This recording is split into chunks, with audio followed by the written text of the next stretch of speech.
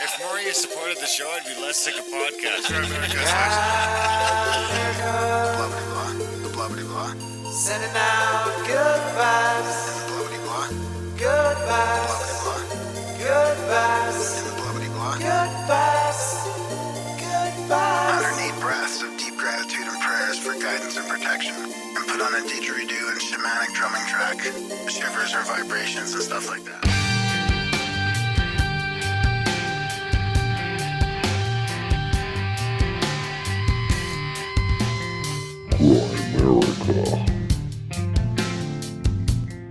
Especially in China, like they're fucking with the genetics and making animal-human hybrids. If people are I'm pretty sure they're doing that. I don't think that's like a rumor. I think that's got to be true.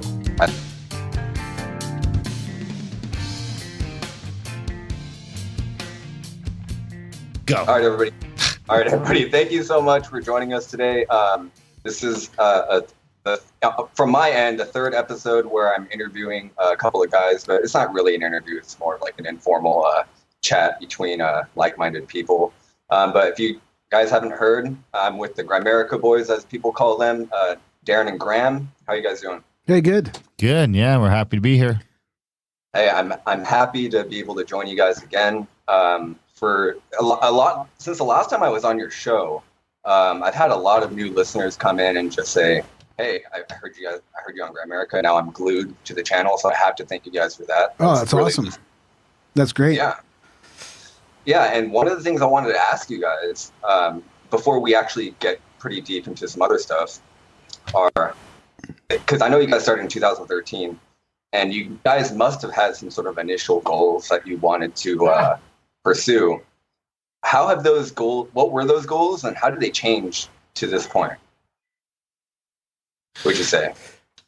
You could go first. I don't know. Honestly, at the beginning, our goal was to just talk with really interesting people and have great conversations, and we really didn't know where it could go. We really didn't, we had hoped that, we could maybe get some listeners, have interesting conversations, maybe open up some dialogue and some good conversations on mysteries and ancient history and all kinds of stuff. But I don't think we had a real goal in mind. Not a conscious one. No. Anyway, it was mostly just like, for a laugh, really. It was mostly just for, something to do. We were bored. Because Darren was like, well, we could do the podcast. Because I turned him on to podcasting, and I've been listening for years by then.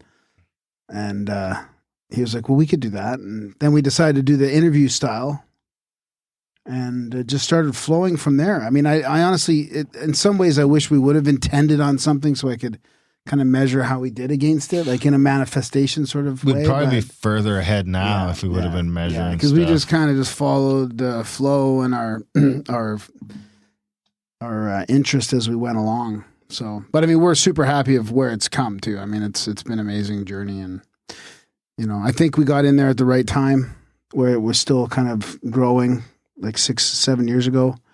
It's funny. 7 years. Yeah, it's funny because we thought we were going to be too late. We thought we were too late. And when we were coming out with the show, I remember even RPJ was like, there's a lot of shows out there already, it seems like.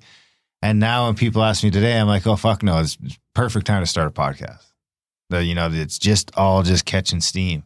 Audiobooks, podcasts, people are just sort of getting to realize all this stuff that they can do with their phone other than text and do social media.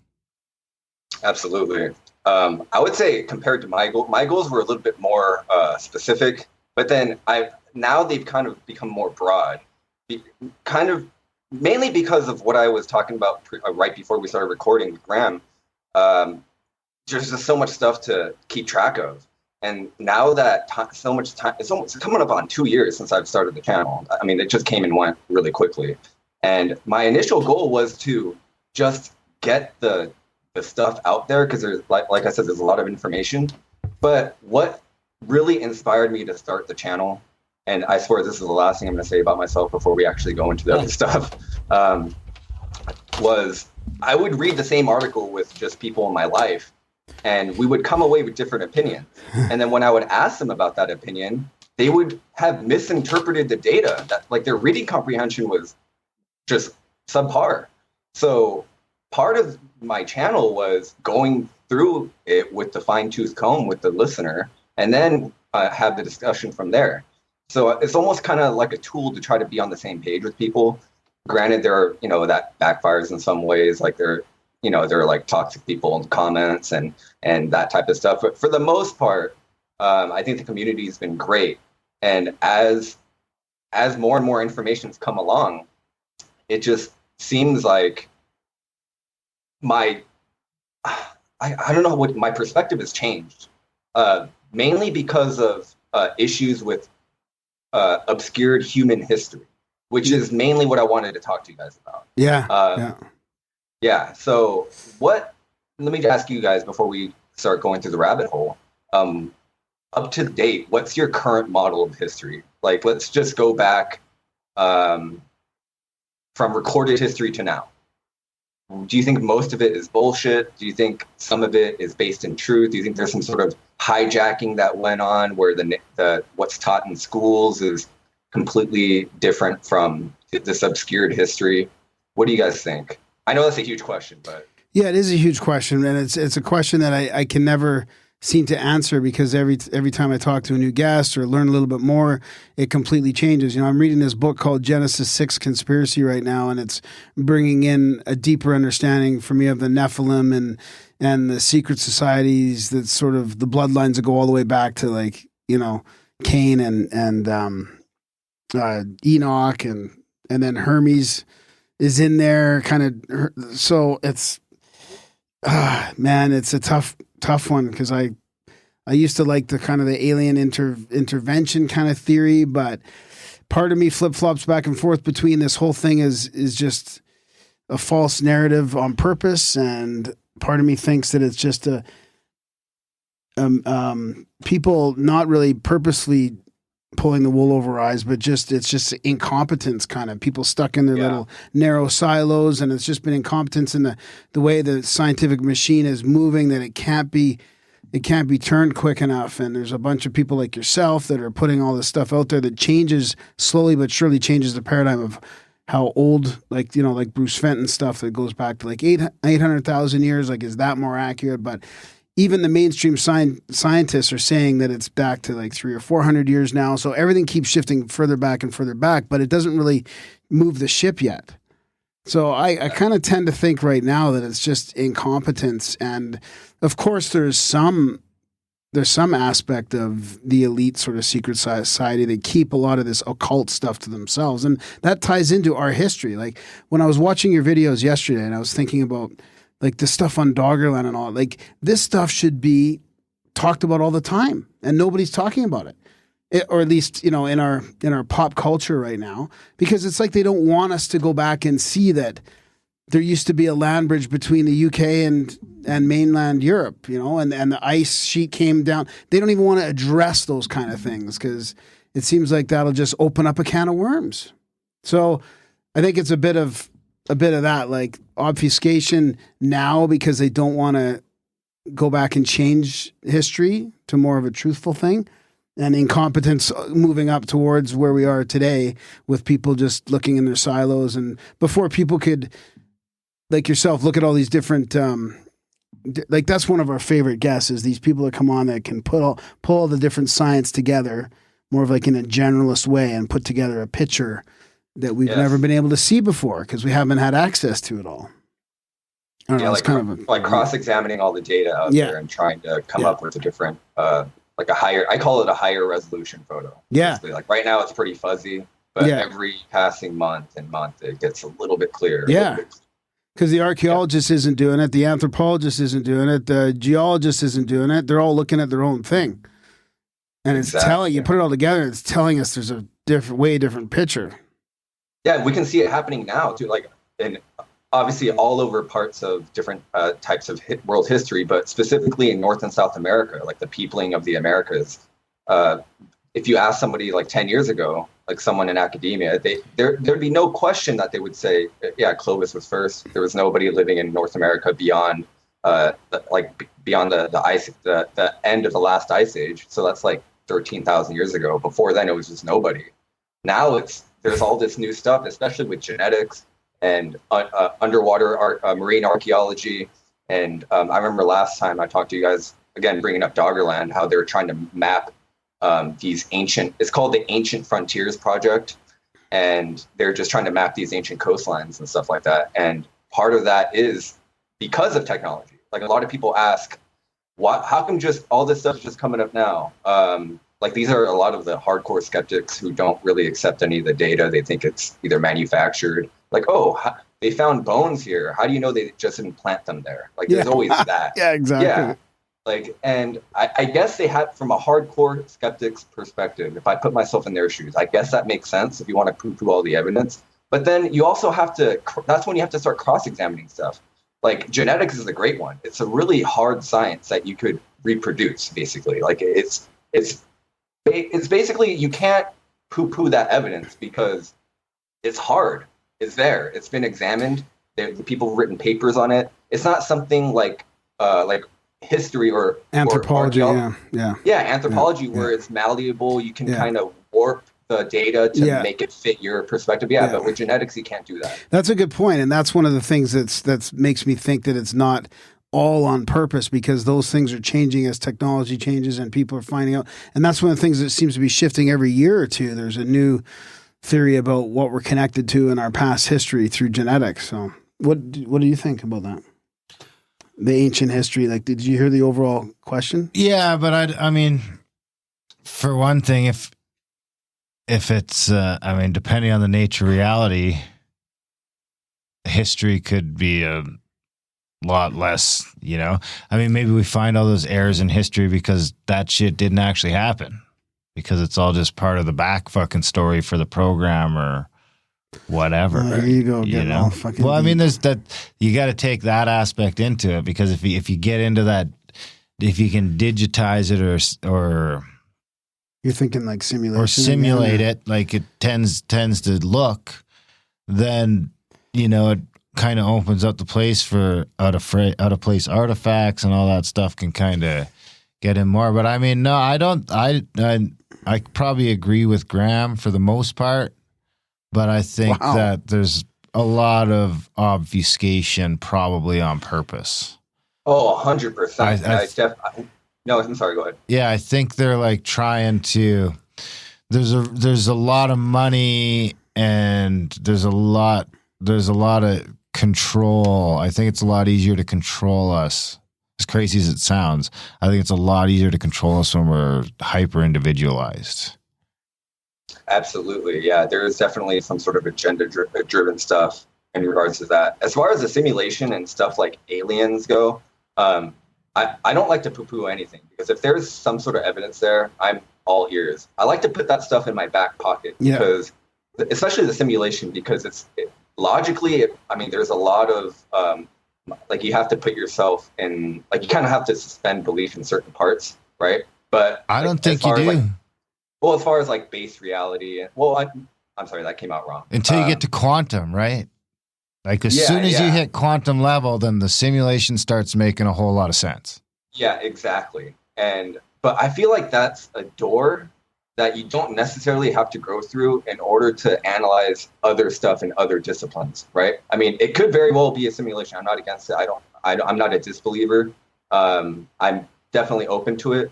It could be just history, like you said, especially when you go far back, like 1 million years ago, 800,000 years ago, where like physical aspects of stuff start to deteriorate and they just turn into something else. The simulation is a really good way of like accounting for that history. But the problem is, I can't, like, if I sat down with someone, I couldn't explain the proof to someone, like to a normal person. You know what I mean? That's just like way too out there. Same thing with aliens too. And same thing with, to a lesser extent, like gods and religion too. That's how the ancient people tried to explain things. Anyway, speaking of Bruce Fenton, I just kind of want to switch. I don't want to change the subject, but this is tangentially relevant to what we're talking about. Bruce Fenton, I don't know if you guys saw the interview with him, but he talked a lot about 800,000 years ago. Yeah. That 800,000, especially in light of this thing that they found in Laos. Do you guys know about that? That crater that indicates there's a huge... Well, anyway, okay. So for the listeners that don't know... Was it in the book? Was that No. Laos in the book? No? I don't know. Or was either that way, was that afterwards?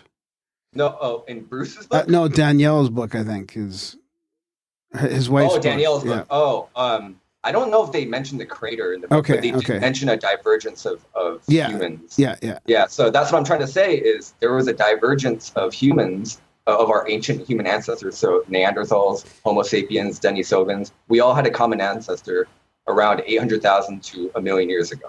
And at that point, two interesting things happened. One is what Danielle was talking about and Bruce was talking about, that divergence. And two was this huge impact that makes the Younger Dryas event look like minuscule. And they found the smoking gun in Laos. They pinned it down. And again, right around the same time, 800,000, 790,000 years ago, give or take, this event happened.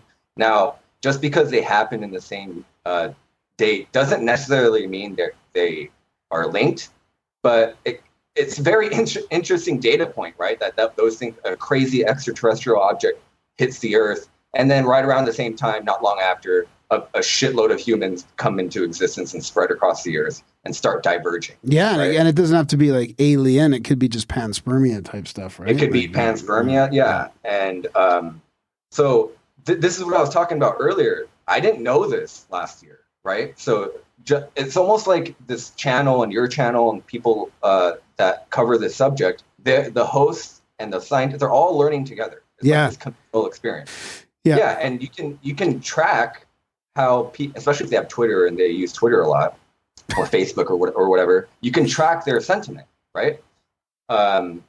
So one thing I noticed is there seems to be a pattern going on. There seems to be some sort of event that happens, and then an explosion in other areas, like whether it's genetics, culture, religion, ideology. It seems like there's always something going on, and I'm starting to suspect, whether conscious or unconsciously, as Bruce this, he thinks it's totally conscious and by design.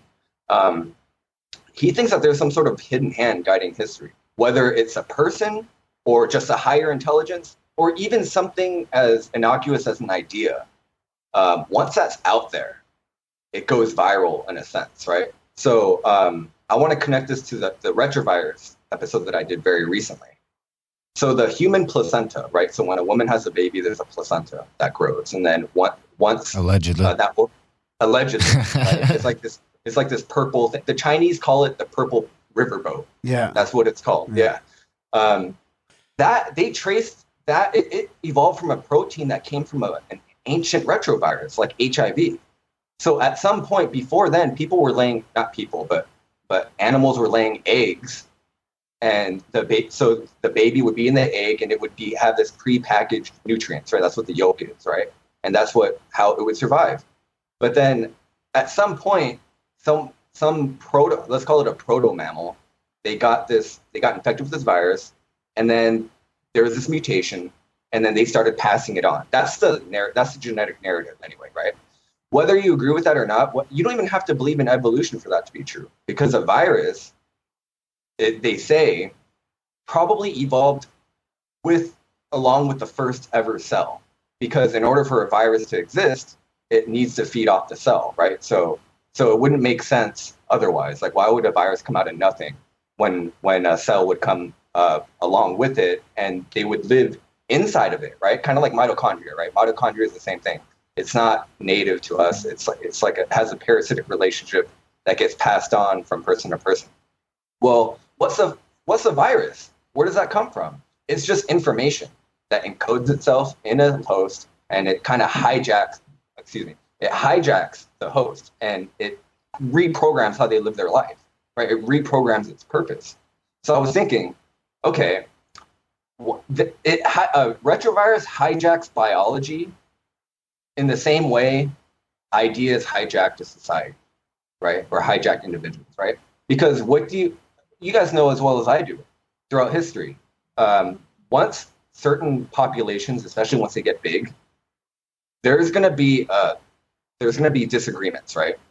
So if you infect a population with an ideology, especially one that benefits like a select group of people or power or whatever, it's in their best interest to kill off anybody else who's not infected by the virus, right?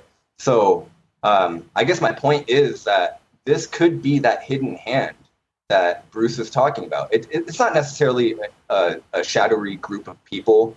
It might be now, but back then, 800, 900,000 years ago, it could have been something like a virus, like something at the molecular level that could have been doing this. Now, then I started to think about, and sorry if I start ranting, guys. If you guys want, No, it's good. Okay.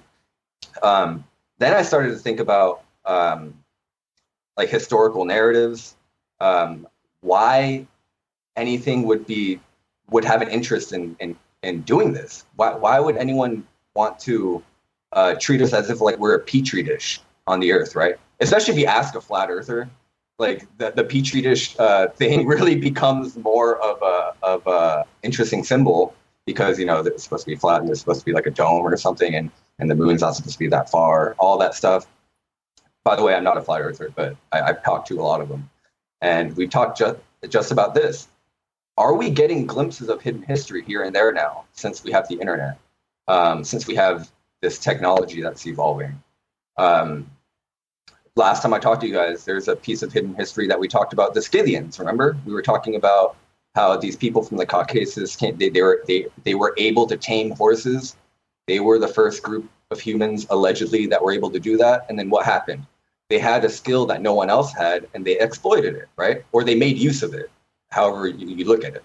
And what happened? Well, they basically seeded Western Europe and every like that part of the world that we know today with their genes, right?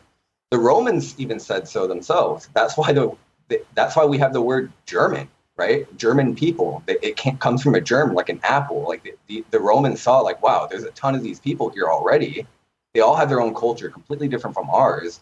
They don't seem to have a stratified society like we do. So they just referred to them as something completely different from themselves. And then you guys know the rest of history. Right? Instead of coexisting with them, they just persecuted them and exploited them and did a mass genocide and warred with them for centuries. But yeah, anyway, that was kind of a tangent there. My point is that there's all these different glimpses of hidden history. So I was wondering if you guys noticed the same thing. And do you guys have any ideas about that? I wonder if we won't be looking back at the Romans and the Greeks in thousands of years and blaming those motherfuckers for getting these governments started. I mean, the Greeks started it and the fucking Romans perfected it, and we might never get rid of this shit. So you want to talk about ideas infecting the future? Humans might have we're on a completely different fucking path before we got to this government. And, the Romans got it in such a way that the idea of not having a government is fucking astounding to everybody. Yeah. And it's just like, and there's an interesting point you made on viruses and a virus making us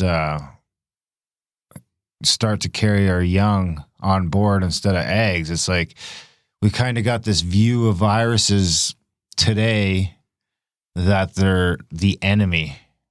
And I'm not sure. I'm starting to wonder if that's much the case. I mean, no one wants to get sick, or no one wants someone they love to get sick and die, but at the same time, relativity tells us that there's no action without an equal and opposite reaction. So, if you get this sickness and it lays you out for a week and a half, but then you bounce back, well, what else was happening in the background in that week and a half when you couldn't get out of bed? Is that somehow aiding your evolution? Because, I mean, we've kind of upgrading you. Have you ever felt better when you come back from a sickness? You're sort of coexisting on this world with all the and like you say, you're all this different shit. You've got different gut biomes controlling you here, and you got other bacteria controlling you there, and then we've decided these ones that make us not feel good for a little while. And I don't know a whole lot about maybe there is an easy way to tell what a good bacteria is and not a good bacteria. But I mean, I think we're starting to see evidence now that some of these, I think tuberculosis is a big one, right? Like tuberculosis used to be not a big deal for most people, and it was everywhere. There was I think it's tuberculosis when I'm thinking of it, was like in all the fucking water, and everybody sort of dealt with it at some point in your life. And now we've taken it out of it, and nobody ever gets tuberculosis, but it wasn't like it was a huge problem. And I mean, you could argue that to get tuberculosis in today's society might be a non-issue when you've got Right. Well, what about the measles protecting you access from to- future cancer? and Yeah, stuff? like, I mean, there's evidence coming out now that the measles might be protecting you from future cancers. Turns out tuberculosis was protecting you from maybe some autoimmune stuff. And all, so, you know, it's like we've sterilized the world to such a point. And so this is me stepping away from blaming vaccines for fucking causing all these autoimmune disease. Maybe it's the vaccines do work and they work too well. And we've sterilized this world to such a fucking point that our immune system is bored. So it's for fucking sure. turning on us in all these different ways that are presenting themselves as different autoimmune diseases. Our immune system is getting flabby, basically. It's not I mean, hitting the gym anymore. Maybe Yeah. you can escape that mortality rate and stay as healthy as we'd like to be as a society. And I mean, it's a terrible thing to say, but you know, maybe those things do sort of strengthen some. And I mean, I don't know, it's a thing, but there's definitely something to a symbiotic relationship with different viruses and pathogens and stuff like that. So what do you think about it? Do you think that's by design? Do you think there's some higher intelligence, like some invisible? Well, maybe some influence? fucking bacteria is running the world. Maybe it doesn't have to be alien. Well, look I mean, at we look have at toxoplasmosis. no fucking idea, Right? no way of knowing what the intelligence level of some of these things are. I mean, Look at those toxo. fucking mushrooms that are down in the soil might be running the fucking place. I mean, it looks like all of North America is connected by the I can't remember the word. Mycelium? Mycelium is like the biggest right. living thing on the planet now, and we didn't even fucking know about it 100 years ago. Yeah. So, it's I like mean, the size of the state of Washington. Right? how do we know that some other thing isn't some small, minute seeming thing that's in everyone is sort of, because you know what? I mean, I was just talking to Russ Alan? Allen about, fuck, I Guns? lost my train of thought. No, no, it's a book he's telling me to read, Gods of Eden or something like that. I can't remember exactly what the title of the book is, but it basically goes back through all of these fucking wars, every war in human history, and his comes up with the same thing. He comes up with aliens, but his thing is, it seems like someone else is running the show when it comes to all these wars. Someone's starting these wars. And it's like, is it just terrible humans that are up to shady shit doing it, or is it something more? Is it reptilians? Oh my God, I was thinking this. I mean, maybe reptilians isn't that he's a reptile. Maybe it's that's how it's presented itself over 1,000 years of fucking zigging and zagging and confusing and broken telephone. And reptilian is really just the ancient word for this fucking bacteria that started coming around or got out of control. And, you know, here we are. Thinking we have free will.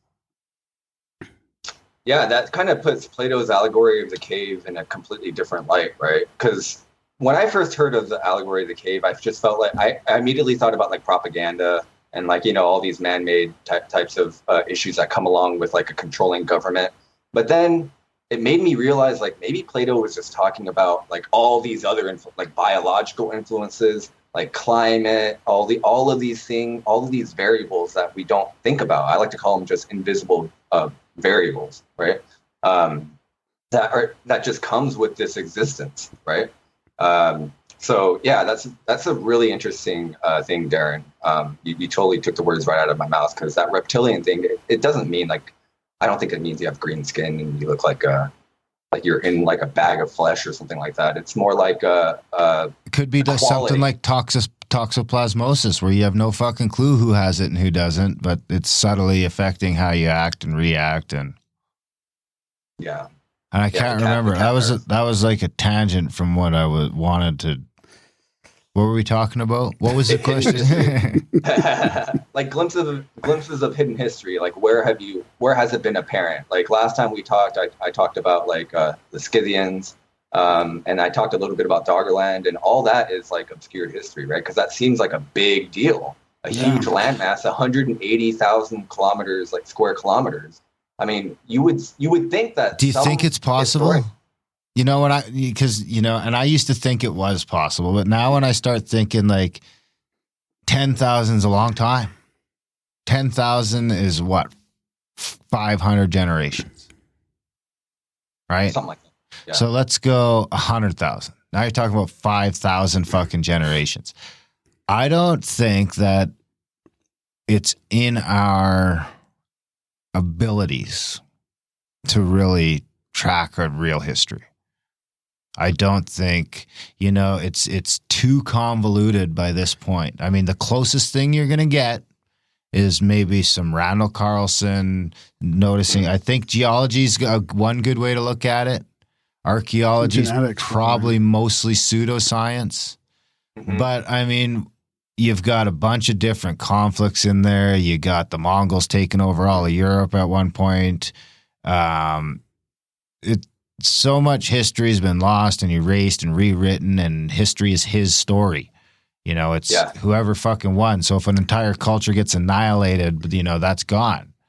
And anyone gets to come up with what the fuck happened before that. So we don't know that everything before, like, we don't know that everything's not fake. It could all be fucking fake. It could all be bullshit from some fucking guy that had, and now we're getting to the point where we're pretty sure that there used to be some sort of global society. You know, it's not crazy to think that. I would say that most people that are fairly up to speed on where we're at these days, it's seen, you know, there's Egyptian shit here and there's this stuff there. It's pretty obvious that there used to be some sort of well, look at this. global I mean, this society. this was Doggerland connected in 5500 BC.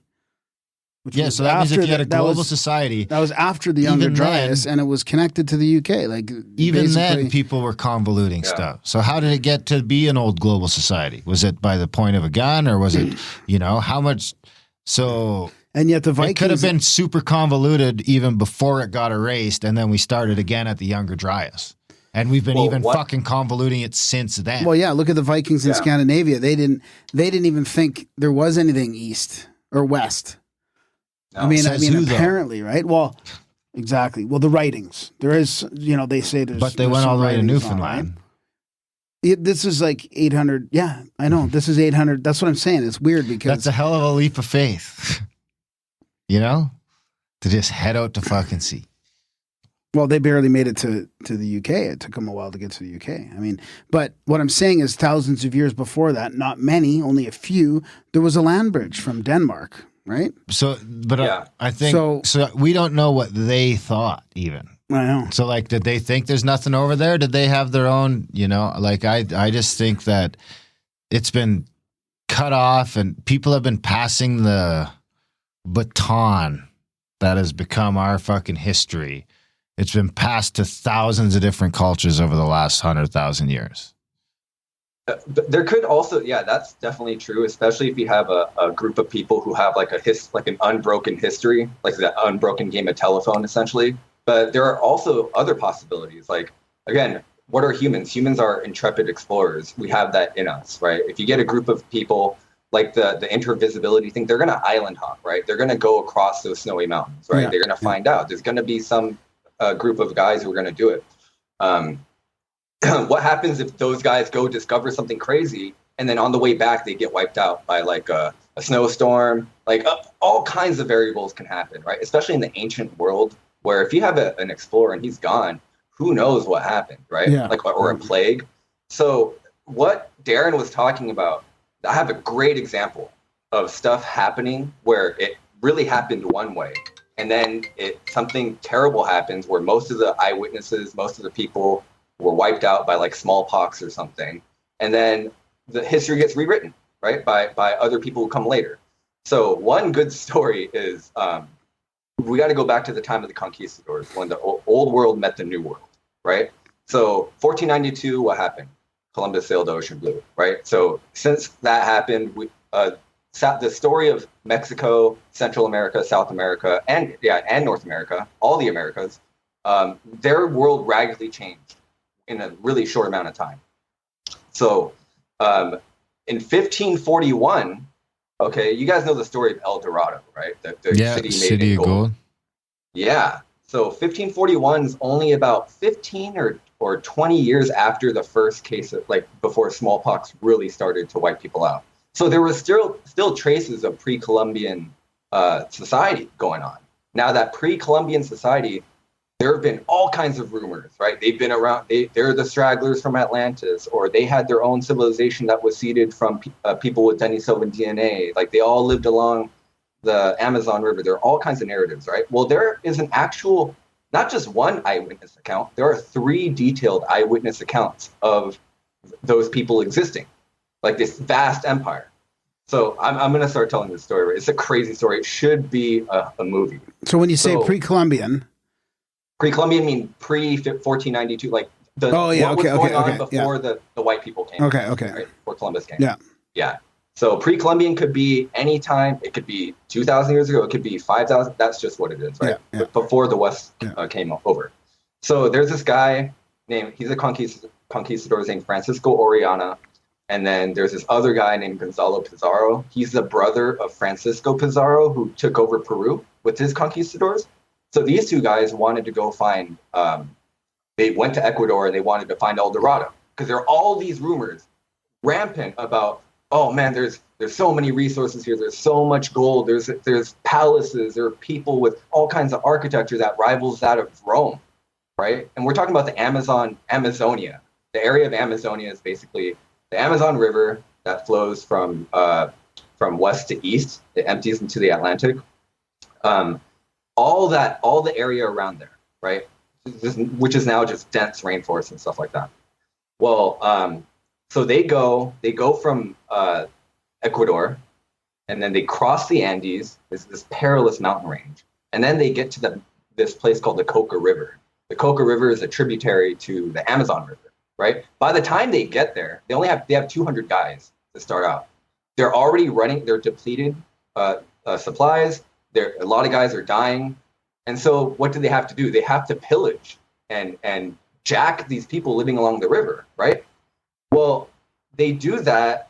They build a boat to do that. They send 50 guys, like a reconnaissance mission. So Pizarro and this priest named Carvajal. Carvajal is this guy who's basically jotting everything down. If you guys know anything about like this time period, priests were the only ones who were really literate. They could write, and they usually went on expeditions just to have a record, kind of like a black box that we have now. Like, they just write everything down. And plus, he's a man of God, so you have to take his story with a grain of salt. But it's interesting that what he reports is insane. So they go down the Amazon, and the plan was to raid. Okay, we're just going to raid a couple of villages, and we'll come back, and then we'll resume looking for the city of gold. Well, they get caught downstream. They go like 250 miles down, and they're like, okay, we're screwed. We can't go back up. It's too strong. So they like, just without even trying, they were the first group of people to fully navigate the length of the Amazon, which is super, like, longer than any other river ever, right? So he reports there are countless cities of 10,000 people or more. They could muster a force of 50,000 soldiers with aged between 30 and 70. So not even young guys are in this. They don't let young guys participate in military, which is interesting, right? That's kind of like an interesting fact about like a society, right? Like, they must have developed in some certain way to have that rule. And then Carvajal goes on, they're sophisticated, well organized, there are systems in place. They all spoke one language. So it wasn't just a bunch of different tribes that were speaking different variations of languages. It was all one language. And he knew they had a good economy because he could tell there are signs of a good economy, like well-maintained roads. They went on a road, right? So they would basically size up these coastal cities and say, okay, there aren't that many guys. Let's just go in there and take their stuff. And they went in there one day, and this is all from Carvajal's account. They followed this road. It looked like a Roman road. That's what he said, rivals that of Rome. They follow it. It's super wide, like a highway. And then they're only like 50 guys, maybe like 40 guys. They get to a point and they go, okay, there's no way. At some point, we're going to meet resistance. They probably have thousands and thousands of people. We should probably head back. So they head back, and then they go on about their journey. And then they hear as they go through the river that there's a guy, I forgot his name. It starts with an M. I forgot his name. Montezuma? No, not Montezuma. Montezuma was Mexico. But anyway, he's like their chief guy. He's like the president or whatever it is. He's the guy who's running everything. And this is how he knew that they could muster all these people. Now, just for comparison's sake, London at this time, contemporary with this, they had 60,000 people, population, basically, inhabitants. That's the biggest city in Europe. On average, they had some cities like Cologne and cities like in France and Spain, 8,000, 10,000 people. It took the city of Toledo in Spain until 1850 to get to 13,000 people just for that city. And Toledo's like that's a big city. That was just a drop in the bucket for these guys. So anyway, they finish their journey, and then there are two other guys. There's a Teixeira expedition, and there's another expedition. I forget what the other one is, but they report the same thing, right? They report that there's a ton of people. There's gold everywhere. We've got to send reinforcements and exploit this area. So that tells me that there is definitely something going on. Now, fast forward to the modern day. They've done LiDAR. You guys know what LiDAR is, right? Yeah. And what do they find? Roads that are described by Carvajal like grid systems, right?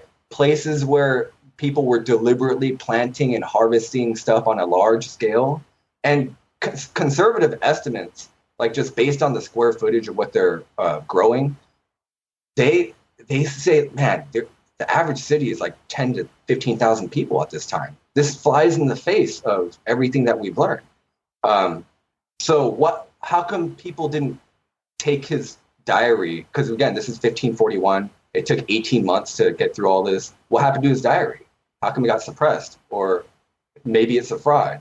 Well, it wasn't until 350 fucking years later that someone pulled it out of a library and was like, oh, wow, look at this. And they published it, and it immediately he got demonized, and then I forget the guy's name, but he got demonized, essentially, and they suppressed it. So again, that goes Canceled. back. It goes Cancel culture. Canceled. We should republish that shit. Exactly. Audiobook it. Yeah, and then it goes back to what Darren's saying. Like, there's always this force, whoever it is. It happened. In this case, it happened to be dogmatic archaeologists and priests. Again, 1895. This is kind of like a golden age in archaeology. It could be as simple as a king that doesn't want to admit that there's a kingdom bigger than his. Yeah, nah, exactly. Man, get rid of that shit. But just because that guy exists and just because that guy hijacks the narrative, kind of like a virus, it doesn't deny the truth of what was actually there 350 years earlier. It doesn't erase the fact that there were mega cities at this time. It doesn't erase the fact that they had these intricate road systems. And it definitely doesn't erase the fact that these guys had Denisovan DNA that didn't go through the Bering Strait. They must have taken a boat across the Pacific. Now, that leads you into a whole other can of worms. Now not only do we have these three eyewitness accounts that validate each other, we have genetic evidence now. We have cultural evidence, because if you ask the tribes now, they speak in their stories. It speaks of people coming by way of vessel a long time ago from a land that was on fire, right? And that assumably, some people say, oh, that's Tierra del Fuego. That's why it's called Del Fuego. But really, it could also be Australasia too, because Australasia was hit by a comet at some point, right? And they had a mass extinction there too. So, I mean, there's all these like data points that if you try to connect the dots, you might not get a perfect picture, but there's something there, right? And that's what is important, that you notice that there's something that's worth looking further into there. Yeah. Right. And what's even more interesting, I just thought about this like an hour ago, the whole Francisco Orellana or the conquistadors going to the New World. What was their motivation? It was greed. It was like a virus of your personality. Like you're willing to kill all these people there was like no moral filter there. They just went in and greed drove them to do all of this stuff. And then what do we have today? We have the legacy of that type of thinking, greed-driven thinking, resource-based the mindset of scarcity that's been running the show since then. Basically, some of that was just the propaganda of the day, right? Yeah, and what's driving all that? You know, like if you get really deep into it, maybe this group of people had something like toxoplasmosis that got them away from, hey, instead of living in harmony and trying to like raise a family and worship God, let's just control all the resources and make people do the work for us. That idea could have started with like some sort of malfunctioning of your wiring as a human, right? Does that make sense? Yeah. Yeah. So like now the question, Bruce thinks stuff along those lines, and I thought this was interesting, was by design, right? Someone deliberately introduced that type, whatever it is, an ideological virus or a genetic virus. Or it could be archons. I mean, spiritual influence or negative entities. I mean, you know, I was thinking about when you mentioned that book, I was thinking about the other day about a book. I wonder if you look at all the people like Attila Hun and Hitler and all these people that actually went around to try and like Alexander the Great, I wonder if they all have written evidence or influences of spiritual entities or others, you know? It'd be interesting to know if they're somewhat possessed. Genghis Khan. Or that's who I meant, not Attila Hun. Maybe him Probably too. both. Yeah. Yeah. Okay. And like, so we have this, so with that story of the Amazonia, right? We have this ghost population now, right? That we know for sure existed at some point because there are eyewitness accounts. And then there's this other unrelated article that I want to get to. Well, it's kind of related. Is the ghost population. Did you guys hear about this? This is very recently. They found an unknown archaic human existed. And they found out that it exists in upwards of 19% of Western African genome. So, and some people, they have 19% of this previously unknown hominin was mating with their people at some point. And then related to that is they found out that Neanderthal, because previously, I know you guys had Bruce on, the Neanderthal DNA was never found in Africans, right? Neanderthal and Denisovan DNA. So Asian people and Caucasian people have upwards of 2%. Some people, if you want to be conservative, say 1% Neanderthal DNA, and Africans didn't have any. Now they found out, they have 0.3% Neanderthal DNA. That should be like front page headlines of like Archaeology magazine and all that stuff. Because for the longest time, people have built their theories out of Africa solely because the West Africans specifically didn't have Neanderthal DNA. But guess what? Now they did. So, and it's more diluted. Yeah. Yeah, it's just more diluted. So what does that mean? Farther from source. Further back. Yeah, exactly. Yeah. And so this is the hidden history I'm talking about. Like, it seems like, I don't think that this is new. I think maybe at some point, like if you think about the Library of Alexandria, the Library of Ashurbanipal, like the Babylonian, they might have had this type of information at the ready, and then it got burned down, right? Arson, right? That should tell you something. There probably was some sort of force there, some sort of agenda going on to get rid of that information. What if they knew that? What if they knew the patterns of history? What if they knew about Neanderthals who came in, except they didn't call them Neanderthals, obviously. Maybe they just called them, what the Romans would call them, like a germ, right? A different type of people. Except the difference is they can mate with us. We all share this chromosome 2, which is what Bruce calls it. And that basically allows us to interbreed and have viable offspring, right? Even though this person's a Neanderthal, even though this person's a Denisovan, even a Hobbit person. A Hobbit person from Flores could have a baby with a human. Like I was just going to ask about the hobbits and the giants. Like, there's evident the hobbits for sure are accepted, but I don't know about the giants. I don't know about giants either. Yeah, I'm not sure about giants. That's the hidden part, it seems. You know what? I wonder if does it have to be like giants? What do you mean?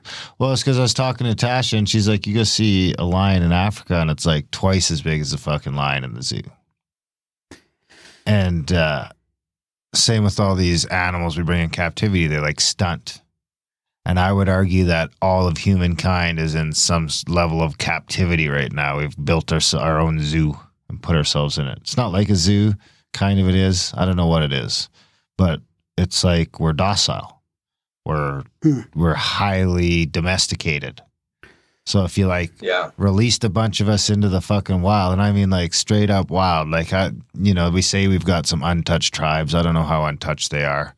But, if you just had like a couple hundred people just roaming the Canadian fucking wilderness for 500 years or a couple thousand years, what would they, would you start to get a foot and a half taller, or, would you start to get more feral, more wild, more Sasquatchy?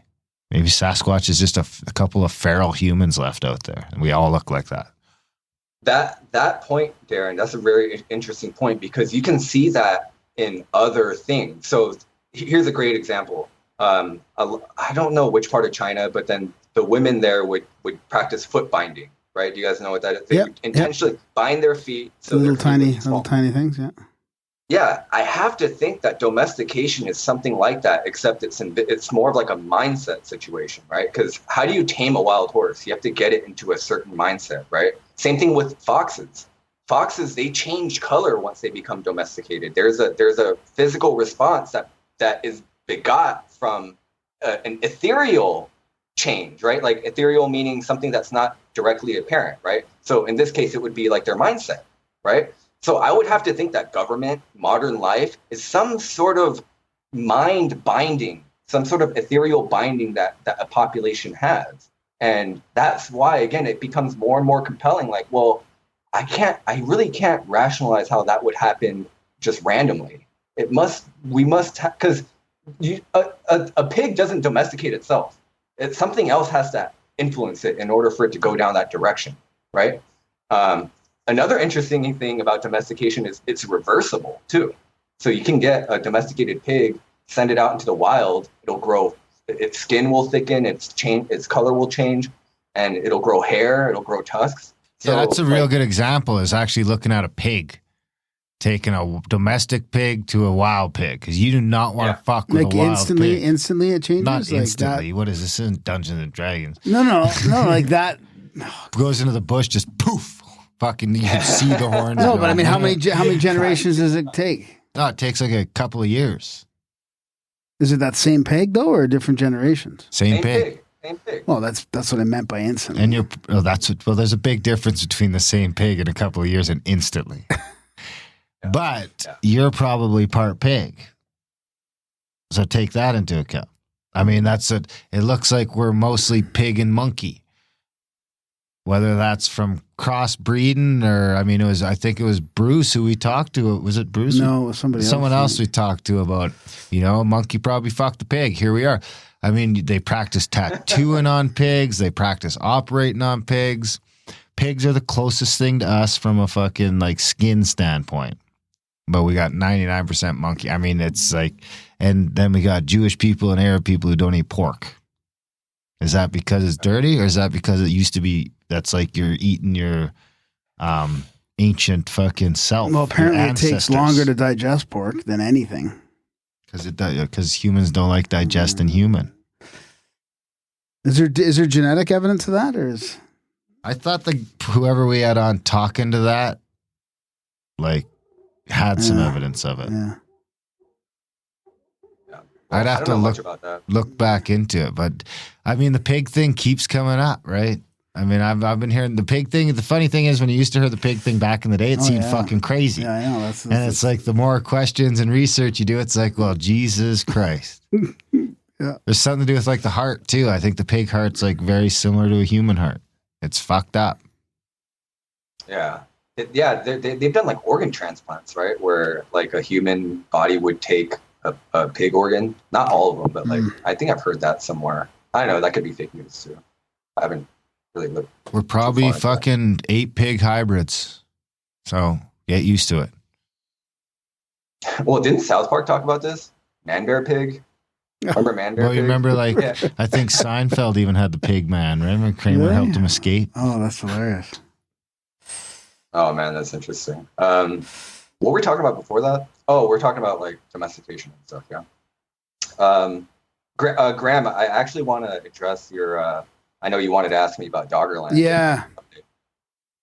Yeah, Okay, I got it here. I got it here. It was Eugene McCarthy.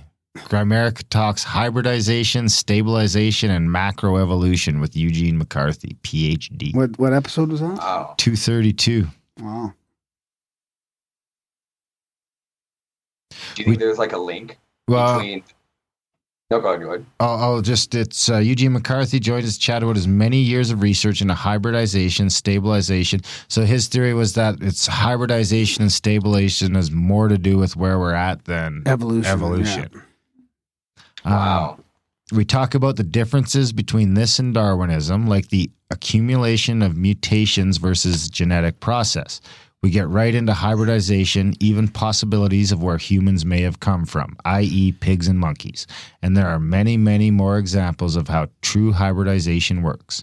And of course, we ask about Darren's wolfen and the liger. Oh, that's where the wolfen came out. That's where the wolfen first came up. And I still think I'm right about the wolfen. Dolphins came from fucking wolves, man. Either one way or the other. That worked one way or the other. Because a dolphin is a mammal, I would argue that it worked the other way. What about sea lions and like seals? Are they like the missing link between the dolphin and the dog, the wolf? Well, there could be a missing link he would between say a that lot that's of all. different He would animals. say that's all hybridization. Like it's Right, not like right. genetic. You're not evolving from the water to the land. It's like you're mixing it and. Well, I think he actually- said both. No, He was well, okay with both. well, minor Long-term traits, evolution minor traits, I think, but not like big. But major differences. Like, switches were hybridization. yeah. But I mean, you look at the skeleton of a dolphin, man, it's got fucking hind legs. Telling you. People send me wolfen stuff all the time. I have a building fucking binder of wolfen evidence to unleash on you one day. But you got to wonder because there's only a couple mammals in the ocean, right? Whales and dolphins. Whales, dolphins, manatees, I think. Sea lions. Those are all manatees are just different type of dolphin though, really, pretty much. So I guess sea lions are like the actual. So sea lions, I mean, by my idea, I would say that, in a fucking million years from now, sea lions will be fully aquatic. They're almost there now. So the sea lions are where the wolves were a million years ago. The wolfins. Sorry. Interesting. And then maybe there were more, but they got wiped out somehow. Right? It could be because, I mean, race is probably an evolutionary thing too, right? I mean, honestly, I don't know if you're allowed to say that, but it would seem like the same humans go to different parts of the world and you spend a bunch of time there, you start to look different in different ways. So I don't think you always need to have like... See, I don't know. I don't know if I agree with that because there wasn't enough time for us to do that. I don't think there was enough time for humans to evolve into different races. Doesn't seem applicable, even if it was 800,000 years ago when the 800,000 years ago short. would do it for sure. No, I think it's I don't enough think time for sure. No, I don't think so. I don't think it 100%. could make a new species, but there's divergence. I mean, 300,000 years or 350,000 years, depending on who you ask, we diverged with Neanderthals, but yet we could still mate with them. So is that really evolution or is that more adaptation? I guess that's what I would say is that probably race is more adaptation than evolution. But I mean, adaptation is really just a micro of evolution being a macro then. It's just like one sliver of the ruler. So it's like when you get 30 slivers, then it's evolution. But one sliver is only adaptation. I mean, we can see that now. We can see that in real time, that if you cram different things into different corners, they act fucking differently and slowly start to adapt to their surroundings.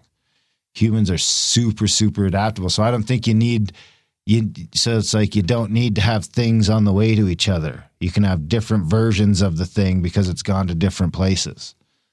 Do you think it would ever look at dogs? Look at dogs are a perfect fucking example. Look what we can do with dogs just through adapting them through selective breeding and this and that and the other. And I think that kind of naturally takes effect over long terms of time. Like you go to Australia and you're stuck in the sun all day, or Africa and it's fucking hot as fuck. So eventually you adapt to such a system that your body doesn't let in as much of the fucking sunlight. It doesn't, like, I forget what's the pigment? the pigment or whatever that, there's something to that because black people can go walk around Africa all day and be okay. And if my redheaded buddy Dustin goes to Africa for like 20 minutes, he's fucked. Yeah. He'll be pink. Like he honestly, this dude can't do sun. He just can't do it. So there's something to that, right? They can deal with the temperature better than us. But if he mated with your friend, the black guy's sister, then that would be okay, right? They could have children. Well, that's right? probably, yeah, exactly. At what point does that go away? At what point does the chromosome change where you can't have viable offspring? I don't know. Why don't we do an experiment? Right? We'll get you fucking all sorts of different stuff and we'll see what gets pregnant. That'd be the number one video on like Pornhub. Pornhub. What's Justin up to this week? What's viable? Because I don't know. It's this weird thing that all those things. I'm not saying I want to fuck pigs, but nobody's getting away with fucking a pig in 2020. You know what I mean? We've said society's set up such a way that seems crazy. Is that because the pig might get pregnant and everyone will freak the fuck out? Or is it because fucking pigs is weird? I think it's probably a little both. Didn't someone say, like, in the 80s that AIDS came from someone fucked a monkey? Like, do you think that really happened? Do you think there are people out there doing that? No, I don't think. Well, I don't think so. I don't know.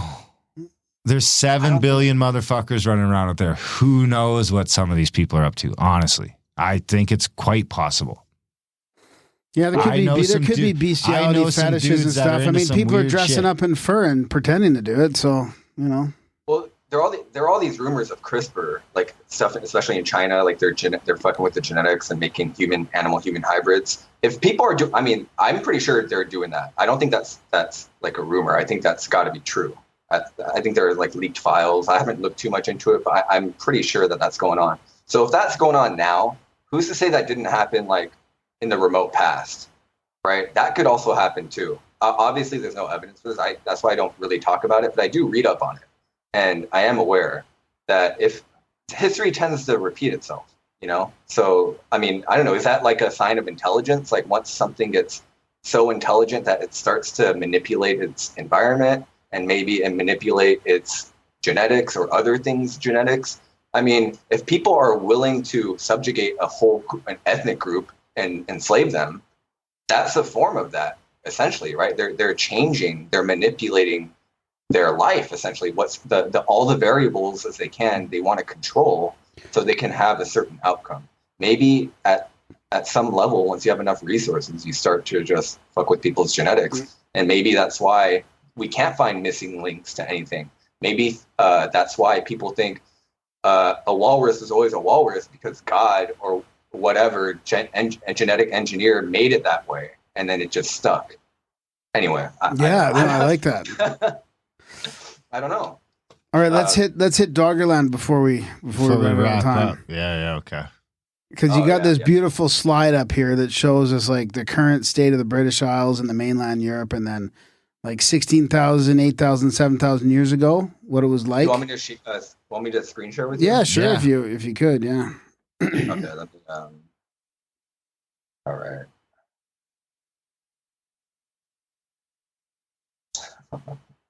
Here we go. Do you guys see it? Not yet. I think it's coming in right now. Do you guys see it? You guys should see it. It's on my screen. You can see like the Isle of Man and Nope. Oh, there it is. Yeah. Oh, I like that one. Yeah, that's good. Okay, cool. Let me zoom in. Oh no, I guess that's fine. Okay, so hopefully the viewers can see this. Yep. Come on, Justin. So this is Doggerland here, right? You can kind of see the North Sea and everything's separated now, right? This is more of what the boundaries look like today.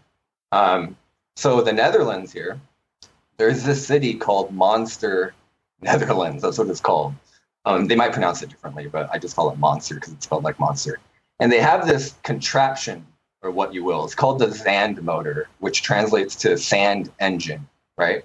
So what it does is, because the Netherlands it's trying to stave off flooding. Like it's trying to keep its real estate essentially, because every year it keeps sinking lower and lower into the North Sea.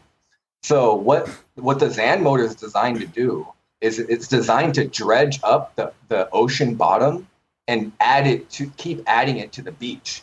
So they can essentially rebuild their beach. Otherwise, it would just all sink into the water. So because of that, they've been dredging up this soil or whatever, the sand that dates to the Stone Age, right? Okay, remind people when the Stone Age was. So Stone Age is basically it's basically the entire Pleistocene, essentially. So the Pleistocene starts like 2.5 million years ago up until the Younger Dryas time. So they've dredged up core samples that date back like 800,000 years where they found human activity. Oh, I thought it was more recent. Oh, okay. Wow. Oh, no. Yeah. There is recent stuff too. Yeah. So, okay. Yeah, they've dredged up cemeteries. So along the beach, there are entire cemeteries of these extinct villages washing up on the shore. And then so now what's going on, because there's so much stuff, is first these scientists were trying to gather like all the artifacts themselves. They just didn't have enough people. So they opened it up to the public. So now you have all these beachcombers looking through, finding like one. There was an article that I did follow the story of one of these beachcombers, and in one day, she's kind of an elderly lady too, so she's not even like peak physical condition. She found like 500 things in one day, 500 artifacts. One of which was a Neanderthal tool that goes back 50,000 years ago.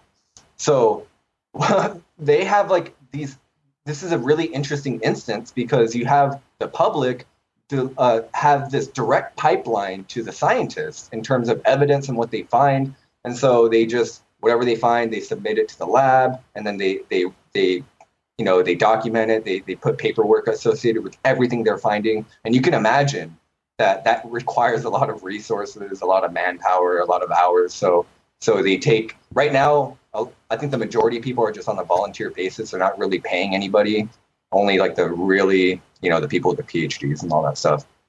But now they're thinking about, in light of all this, they're thinking about taking something like the Zand motor and applying it to like Beringia and like South America and even places in the Caribbean, all these underwater places where they suspect that there was some sort of civilization when the sea level was lower. Yeah, like 300, 400 feet lower. Well, what's funny is that there's that crazy island like way off the way. Azores? No, it's the one that's like off of Portugal, or no? It's west of the UK, west of Ireland specifically. It's like west of Ireland. There's a tiny little island there. It's just got like a little hut where monks used to go back in the day.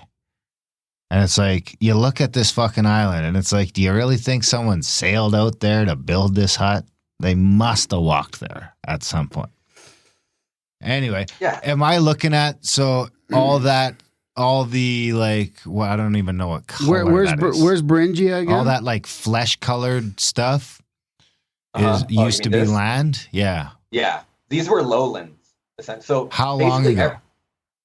So as recently as 5,500, 6,500 years ago. So how is that possible? Because it was a gradual thing. So the Netherlands are basically marshlands, right? So how do you get a marsh? Well, once upon a time, the marsh was a rich lowland, right? So these were rich lowlands with it was totally ideal for hunting and gathering, growing crops, having fresh water, all of these things that you need. It's even better than the UK now. Like in terms of like, if you had a group of hunters, right, and you guys, I don't know, threw dice to see who got first dibs on the land, you would pick Doggerland first because it just has everything you need in a society. It's no reason. I mean, it's not a coincidence that these guys were fishing up. I told you guys last time that these fishermen 200 years ago, they were reporting it, that they were finding weapons, they were finding pots, they were finding tools, they were finding all of these things. Like, wow, there's just so much activity. Well, when they did the core sample, they found out that not only was it just Homo sapiens that were coming and going, Neanderthals came in and were taking advantage of the land. And before them, 800,000 years ago, was an archaic human called Homo antecessor. they were doing the same thing 800,000 years ago. And they know this because of the core sample, because of geology. So geology, I know you guys have heard of the Greenland ice cores. Yeah. Yeah, that essentially proved the Younger Dryas. Well, this is very similar. And here's another interesting thing about the North Sea. The North Sea is one of the coldest seas in the world. And that makes sense, right? Because it used to be a glacier, a giant ice sheet at one point, right? So because of that, it's preserving all of this organic material that would normally be eaten up by organisms and bacteria and all of these different forces that deteriorate all the stuff. But since it's like ice cold, it's just basically, it just needs to be defrosted essentially. So this is inspired, I mentioned earlier, the European Frontier or Ancient Frontier project. Oh yeah, I wanted to ask you what the name of that How was. deep's exactly. that water now then? Ancient Frontier Project. How Oh, deep's man, the I English don't- Channel? I think it's about like at its deepest. I don't know the exact number. I would guess like 300 to 400 feet. Not that much. Maybe less than that. All right, You I know? got the English So that Channel. flood though, like in your other graphic, which you have the green. 174 meters. Yeah, that's about exactly 500 feet probably. That's a lot of water though from 5,000 years ago. Where'd that shit come from? Well, I mean, look at the ice age after the Younger Dryas. It Yeah, I weighs I guess 300 it's or still, 400 feet. we're always so- dumping So if- water in, right? We're always No, dumping water in. Not always. I mean, there was a Well, the time on the boat- Earth without ice, right? But the bow hasn't stopped running I don't know if in you guys can see 10,000 this. years. yeah, You guys yeah, see the light blue dotted line here? yeah. Yeah. That was at the LGM, the last glacial maximum. This was where the giant block of ice was. The So you can last see- glacier max. Great, but you got to just say how long ago the last glacier maximum. That's Oh, like that was 30,000, 20,000. Like 20,000 years ago. Yeah. Okay. So like 18,000 BC. So 20,000 years ago, that whole glacier was there. Yeah, and then the the whole thing was there. And then the flood that you talked about from Scandinavia. Oh, so that could all be slowly receding because it was all pushed up from the weight of that glacier. So that land's probably sinking too. Yeah, and you guys had Randall on, and Randall has this thing called isostatic depression. Yeah, so that's yeah. going back down That's- because the glacier is gone.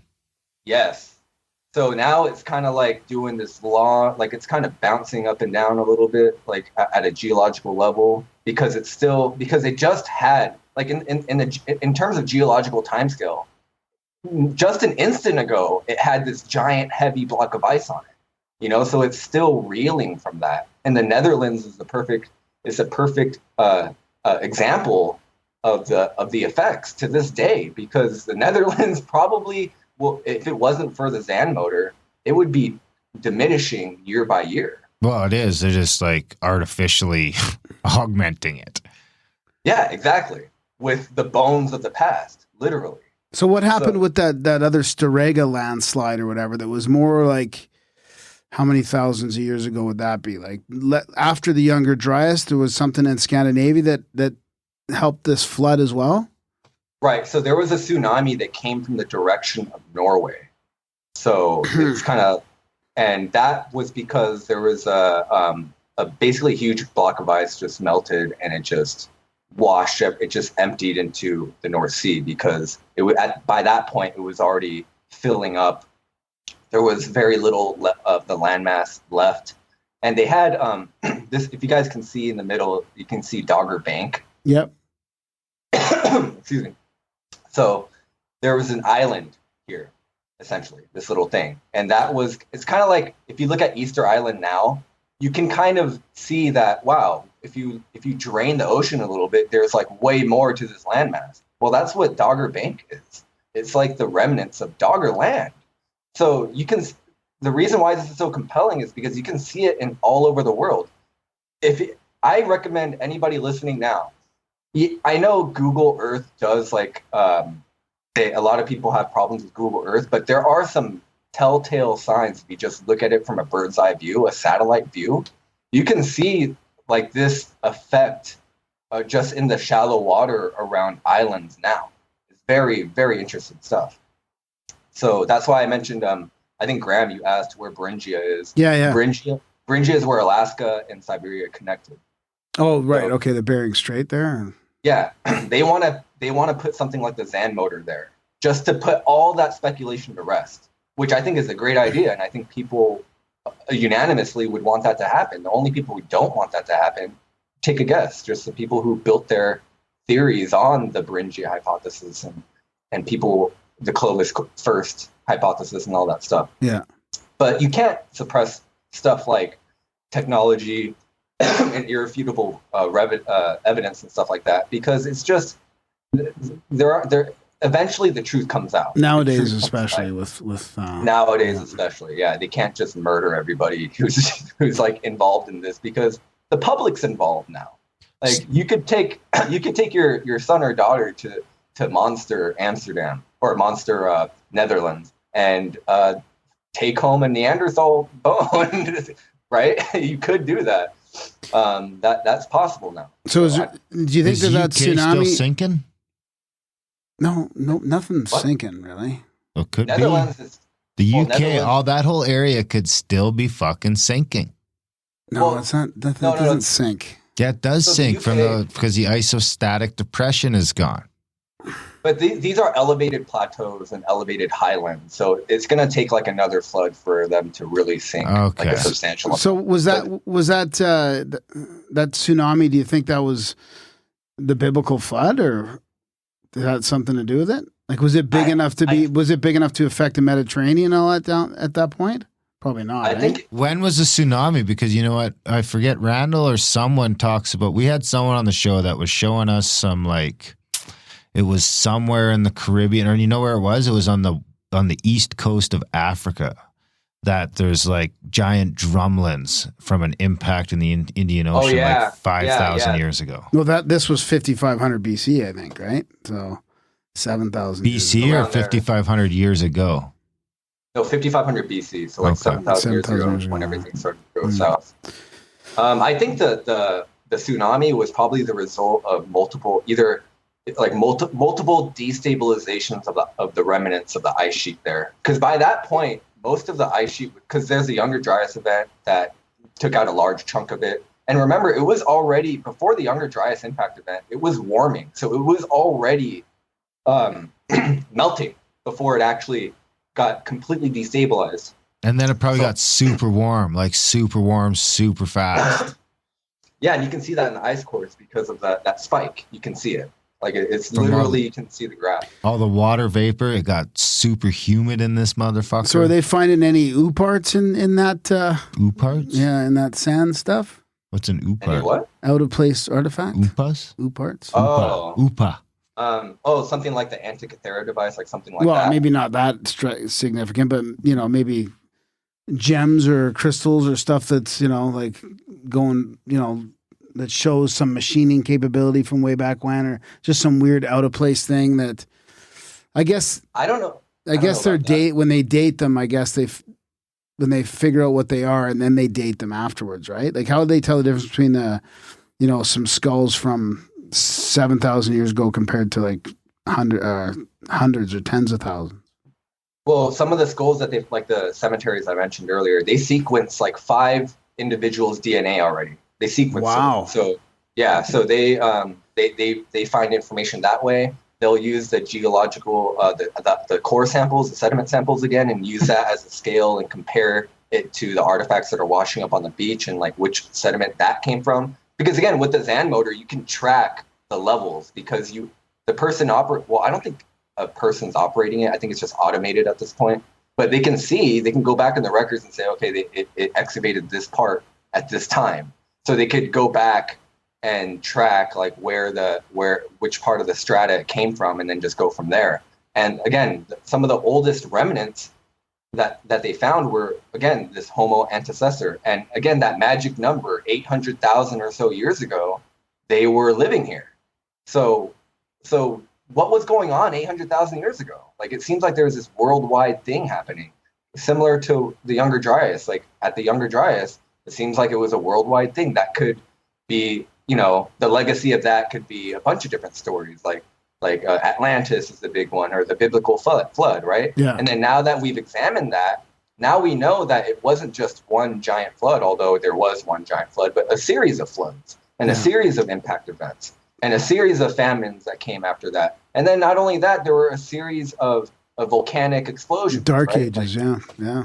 Yeah. And so that's why I think it'll be someone in the future is going to be able to look at all this and find some sort of pattern, of some sort of cataclysmic pattern, right? I know Randall talks about like the not just the clock of the Earth, but like this cosmological time scale, right? And it seems like all of the, like Mount Toba and all of these cataclysms seem to happen at certain times when we're in a certain position in the universe. It's like every 13,000 years, as near as I can tell. Yeah, and when I first heard that, I'm like, no way. That just seems like someone's trying to force a circular peg into a square like hole. But it seems the to more I be looked into twice per procession. Yeah. So are we due? I don't know. There are some people who make a living off of like scaring people with that. I don't know, but I know for certain that at some point something like that's going to happen again. It's not like we're suddenly safe. Well, if you right? use the Younger Dryas as the last one, then we're right up on it. Yeah, we're coming up on it, right? So who knows? Maybe it's not going to be a common pact. Maybe it'll be something more invisible. Maybe it'll be like something like this coronavirus. Maybe it'll come in the form of like a dictator, or it might come in the form of like a technology, like a black swan event, right? I know there was some guy I was talking to the other day, and this is completely unrelated, but he was talking to me about cryptocurrency and Bitcoin and how that started from some shadow. No one knows who started it, and he just threw that out there, and now people are making fucking millions and millions of dollars off of just this technology that most people know nothing about, so like maybe that's the black swan. Who knows? Maybe it's something that we just can't see coming ever. And I don't know where to go from there. I just know that that's where I am now. With all this information. What about the DNA sequencing that was done on the 5 people in that area? Like, is there anything interesting out of that? They haven't released the results yet. They've sequenced them though. Okay. So that's coming soon. So you got to stay posted on this, because this all just happened within the last, I know the Zan motor was introduced in 2011, but they weren't really finding stuff on this scale until pretty recently. So that's going to be something in the coming months that I would be glued to, is what did they find from this gene sequencing? Well, I heard a rumor that the coronavirus only affects like a certain sect of Asian men. Yeah, I heard about that. The ACE2 or something like that. So that sure seems like another fucking bioweapon escaped. Yeah, there you go. That's another technology. Who invented bioweapons? When did that start? When did people start being able people to are fucking matter? idiots. I mean, really, vaccines, you guys, does it seem like a good idea to make a bioweapon? I mean, it's not hard it's not hard for me to even with my simple faculties, it's not hard for me to project out where bioweapons end up. Zombie apocalypse. It's it's a fucking given. All roads lead to zombie apocalypse. Some roads take longer to get there, but that's where they all end up. Yeah, for sure. Maybe it makes sense to somebody under the influence of some sort of parasite. Again, it goes back to genetics, right? They're on the spice. They're on the Mexican loco weed. That's what they are, right? Yeah, don't go bad mouthing the weed. All right. It's the spice, the melange. But yeah, and then this leads to all other kinds of subjects, right? Like psychedelics is an obvious subject that you can kind of segue from here. And you start to think about, okay, why does something like a mushroom exist? Why do psychedelic experiences exist? Why, if you guys have read Terence McKenna, he talks about novelty being generated, or humans are able to tap into novelty once they take high doses of psychedelics. What's novelty? Who's in charge of that? Is novelty kind of like a natural resource we find, like when you mine for gold? Maybe you mine your inner brain for novelty, you know what I mean? For ideas. Are ideas something that could be cultivated in mind? Like the list goes on and on, right? And all these things I mentioned could be encoded in some sort of scripture somewhere, right? No one really knows, because either there's a lack of information or it's being suppressed. And again, it all goes back to being this hijacking, just like a virus, right? Just like a virus hijacks a person. There could be someone who just had a leg up on everybody else. They just got some sort of ideological upgrade, if you want to call it, and they just ran with it. You know, they started to infect others and bend them to their will. I don't know. I feel like I'm rambling, guys. I don't know. This is like No. It's deep good. stuff. It's good. This is great. Yeah. This is a good one. I'm enjoying it. Yeah. Yeah, I didn't even get to talk about the Australian fires. Like they've uncovered, like the brush fires were burnt. I mean, the brush was burnt away, and they found more ancient stuff that predates the pyramids. I didn't even get to talk about that. Maybe that'll be the next episode. Is that? Well, that do shit's you have a fucked because video it's on in that? the way or- of the high-speed rail, so they're just going to be dynamiting that shit. I saw that. Yeah, I saw that map. So what do you mean by they were burning away the bushes? Oh, so if you Well, it all in burned. Southwest 'Cause of those crazy back fires. Victoria, yeah, in Southwest Victoria, there's this culture called the Gundit Mara culture, and they inhabited this place called Boond Bidge or Budge Bim, Budge Bim, Budge Bim, and they have like a national park and everything. And the fires burnt away a lot of the brush at the national park. And one thing that this culture was known for was their aquaculture. So they were basically, what that means is they had stone channels that they built that were kind of like traps where they can trap eels and eat them. It was like a huge stone complex. Well, before the fires, it was just like this one little like aspect of it. And then the fires burnt away and they found like 20 like acres or something more of the same thing. And then they dated it. It's from 5,500 BC. Wow. Or 6,500 BC. One of those, I'm complaining the numbers, but yeah, around there. And again, like the pyramids are 4,000 something BC or something like that. Well, So the it predates the mainstream. mainstream. Yeah. Right. But still, like that's an incredible. If you told the average person, hey, they found that, did you hear the Australian fires revealed this ancient complex that's older than the pyramids? That would blow people's minds, like the average person mind. Yeah, and who knows how That much is older? not fucking newsworthy, Justin. That is not newsworthy. Didn't you hear what fucking Donald Trump said this morning?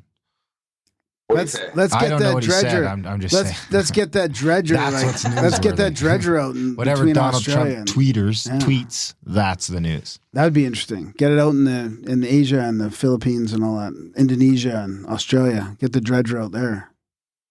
I think that was all something, you know, because that would all been connected too, right from Australia right up into what's there, Hong Kong or whatever the fuck. Oh, like All through the Indonesia. Philippines, Indonesia, Yeah. all those islands. That was probably all fucking lined up or all That's above where the board Hobbit one day. people were. The Yeah. Hobbit people were living there, yeah. Yeah. And they were living there as recently as 10,000 years ago. Holy shit! Really? I didn't know that. Yeah. So that Yeah, to me, they- it seems like those are the survivors that are fucking running like a motherfucker to high ground as their way of life is slowly disappearing because the water's coming and coming and coming and coming. Yeah. And it's crazy to think about all the legends that surround that. Like if like Bruce talks about all the local legends in Australia, like he lives in Australia and he has direct connections to all the chieftains there and stuff. So they tell him the stories, and their origin stories are now being corroborated by science. It's really interesting stuff. And I Yeah. think people who are new to this subject should definitely look into Australia first. Yeah. And that's not to mention like other anomalies that are seemingly unrelated, like the Great Barrier Reef. What the hell is the Great Barrier Reef all about? How come there are no other Great Barrier Reefs? Why is it only there? Or like the Amazon rainforest? How come there are all these like such diverse biodiversity there? It seems like there used to be a metropolis there that had like a giant greenhouse that some sophisticated society was cultivating all these different plants, and then all the people die, And it all went have it overgrown. Holy Yeah. shit, eh? Yeah, and like maybe the Great Barrier Reef was something like that, and then it just went underwater. That's the difference. Well, what's So you're there's all these comparing the Amazon rainforest to my unkept backyard? 'Cause I forget Yeah. to take out the mower for weeks on I don't watch end, and that. it's fucking growing. There's just thriving civilizations of different kinds of bugs, and then I pull out the mower. Yeah, you got to pull out the mower. Did you hear what happened with the Great Barrier Reef and that scientist that was suing the? I thought it was all dying, the Great Barrier Reef. Oh, I'm That's not going to narrative. be able to. I'm not That's going to be able narrative. to. But they sued. Like this guy got fired and kicked out because he was saying Oh yeah, It's and he won. not- He ended up winning. on all 8 counts. Yeah. They fucking Wow. basically said they're 100% wrong on all 8. And this guy had There to you have it. crowdfund his, you know, this is part of the suppression, I feel like, you know? I mean, it's all backwards. He was Yeah. proving scientifically that that the Great Barrier Reef was fine or whatever. And there was a little, they had misconstrued the 93% thing, which was really 93% of 1% of something was acidic. And It's unfortunate Yeah. that information is getting weaponized like that Yeah, to push yeah. agendas, especially with climate science. Like, Yeah. Randall talks a lot about, I always bring up Randall, but he really is one of the only truth tellers left, and he backs it up with hard science. And people, I think everybody should know now that CO2 emissions have nothing to do with warming. It actually makes things colder because plants eat CO2.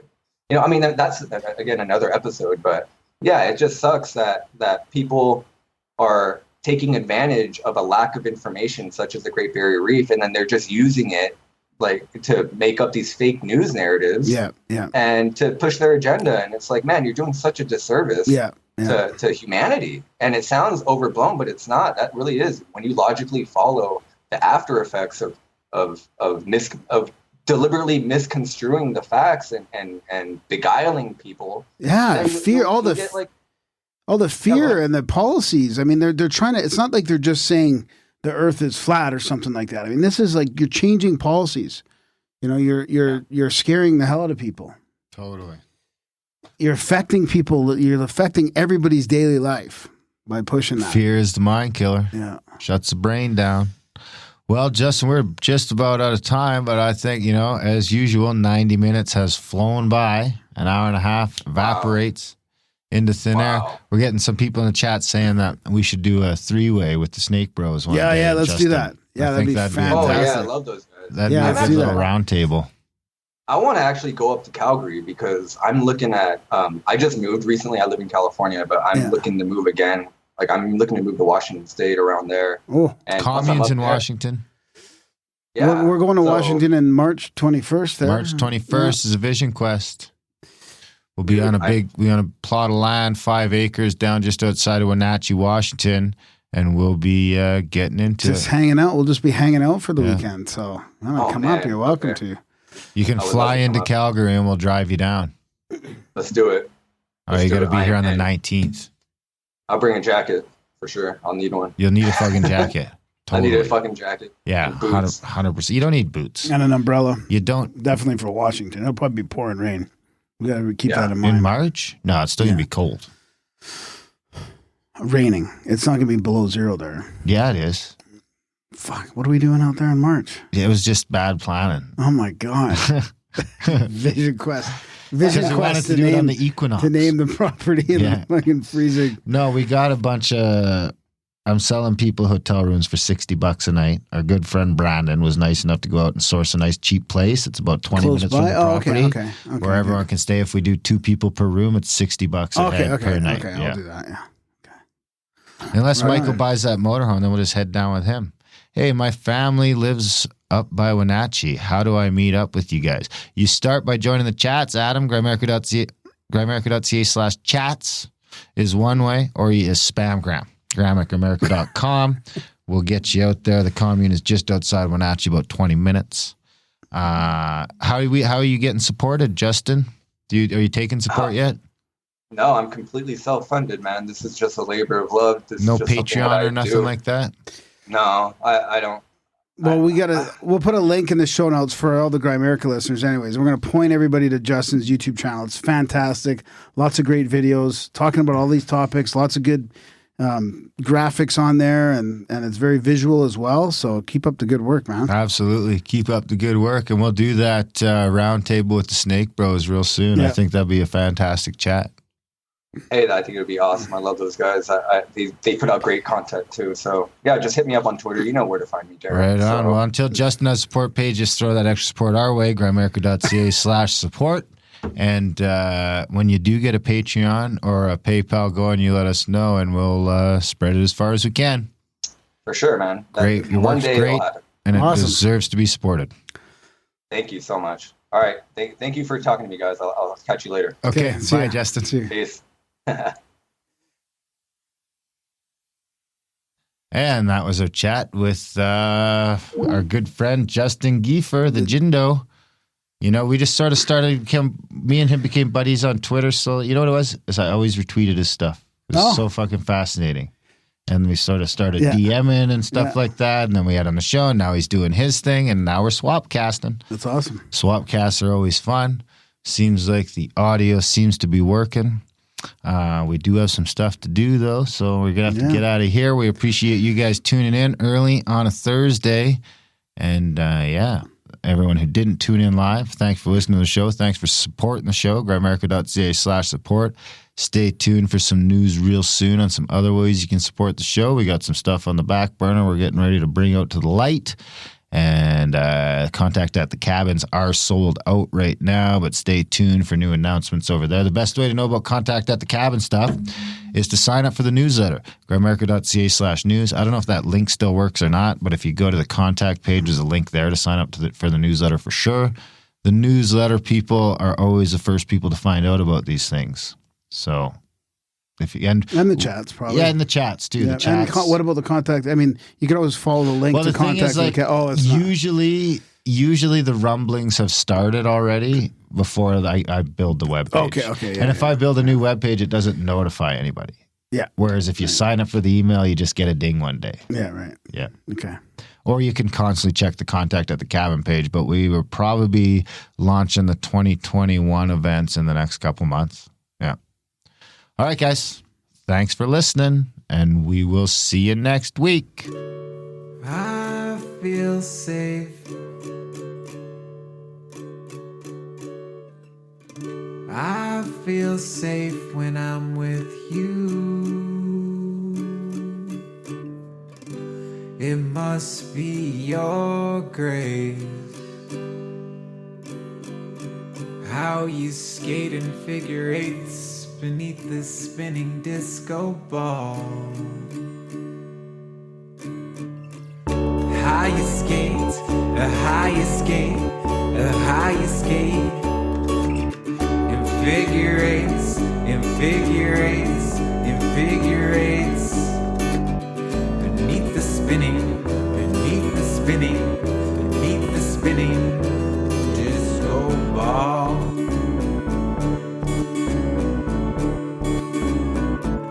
How you catch, how you catch, how you catch me when I fall, when I fall, when I fall.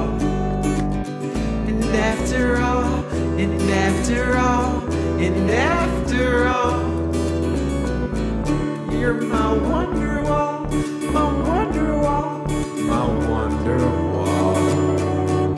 And I will hold open doors for you and do chores for you and swim from shore to shore for you. 'Cause mi amor, I sure do adore. I feel great, I feel great, I feel great. In this place, in this place, in this place. Beneath the willow, beneath the willow, beneath the willow tree with you.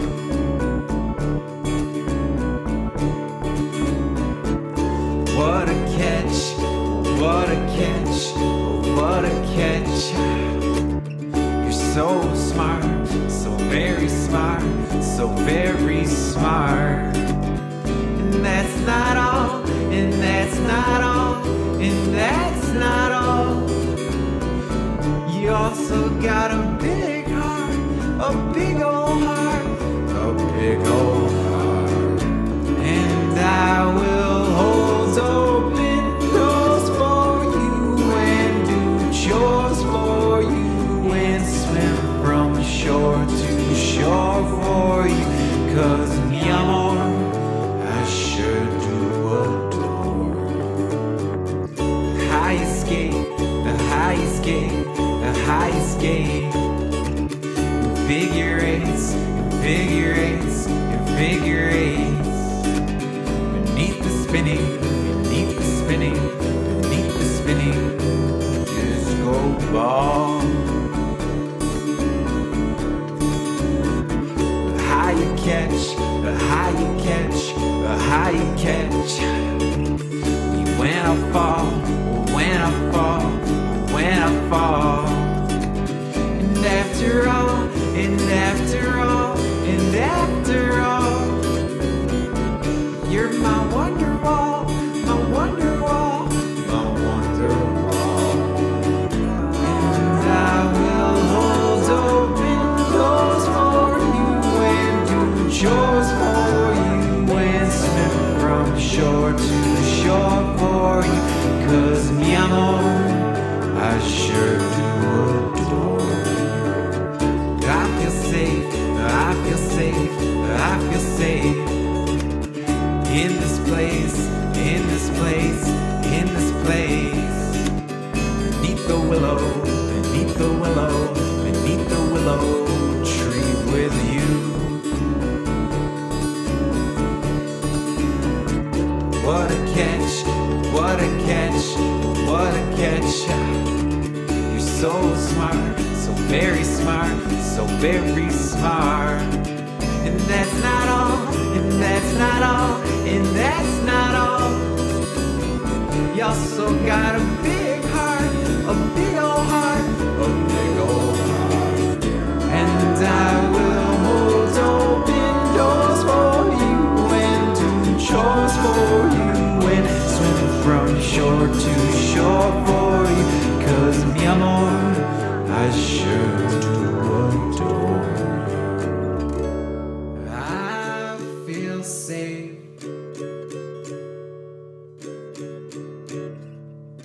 I feel safe when I'm with you. It must be your grace. How you skate in figure eights beneath the spinning disco ball.